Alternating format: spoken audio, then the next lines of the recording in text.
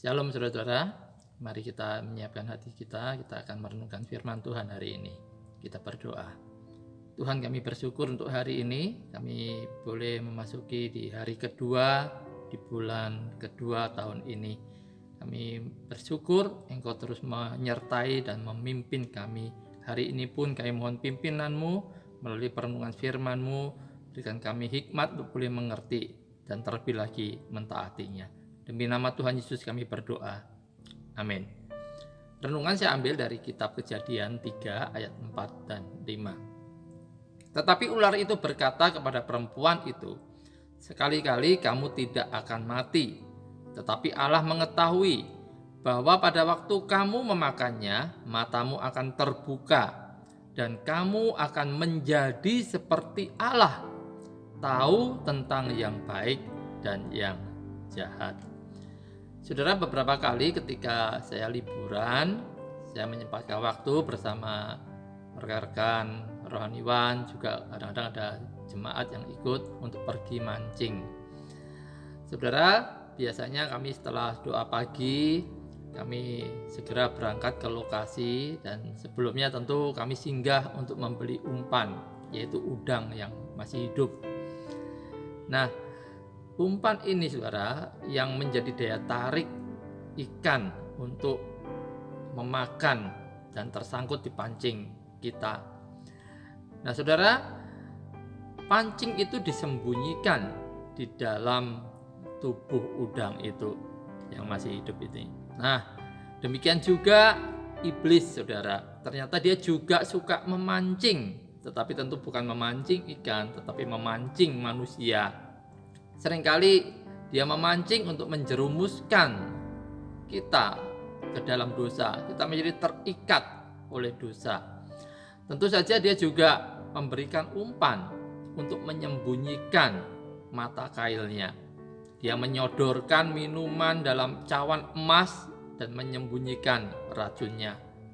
Dia memberikan kenikmatan dan kesenangan, tetapi menyembunyikan murka dan penderitaan yang sudah pasti akan dituai. Nah, dengan perangkap ini iblis berhasil memperdaya manusia pertama, nenek moyang kita, yaitu Adam dan Hawa. Iblis telah menyembunyikan mata kailnya, yaitu aib murka Allah dan kematian yang pasti menyusul di belakangnya. Saudara, dikatakan ada kecelikan mata rohaniah terhadap perenungan atau sukacita, dan juga ada kecelikan mata jasmaniah terhadap aib dan kekacauan. Nah, iblis ini menjanjikan kecelikan mata rohaniah, kamu akan jadi seperti Allah.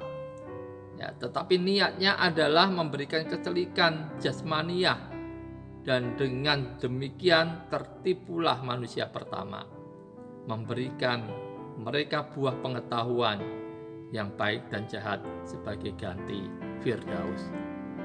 Saudara, bukankah banyak kisah yang bisa kita dengar di mana iblis menjanjikan kepada manusia kehormatan, kesenangan, keuntungan, kekayaan, tetapi harus dibayar dengan kehinaan dan aib yang luar biasa, bahkan kematian.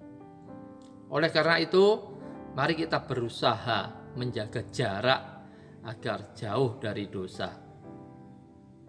Yusuf telah melakukannya, dia berhasil.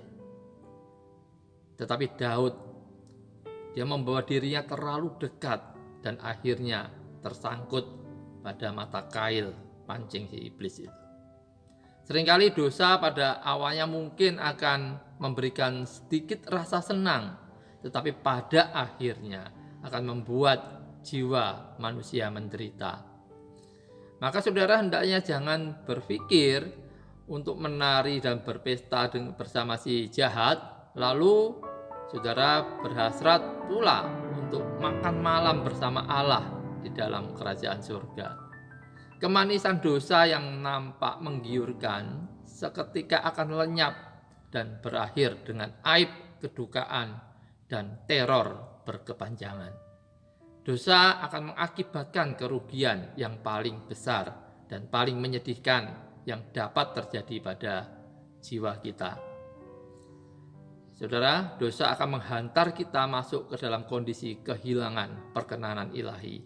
Dosa akan membuat kita kehilangan sukacita sejati kita, dan banyak hal lain yang akan hilang, seperti kemuliaan, damai, dan juga kehilangan banyak berkat yang harusnya didambakan, yang harusnya dapat dinikmati oleh manusia.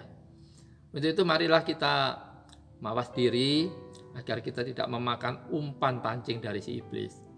Untuk itu mari kita juga berjaga dalam doa dan terus memperlengkapi diri dengan tekun.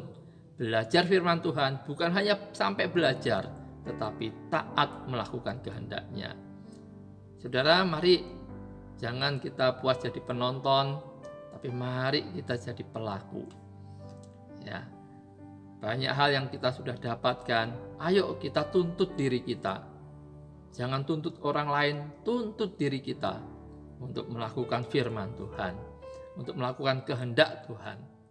Saudara, ada di mana saudara berada itu tidak kebetulan.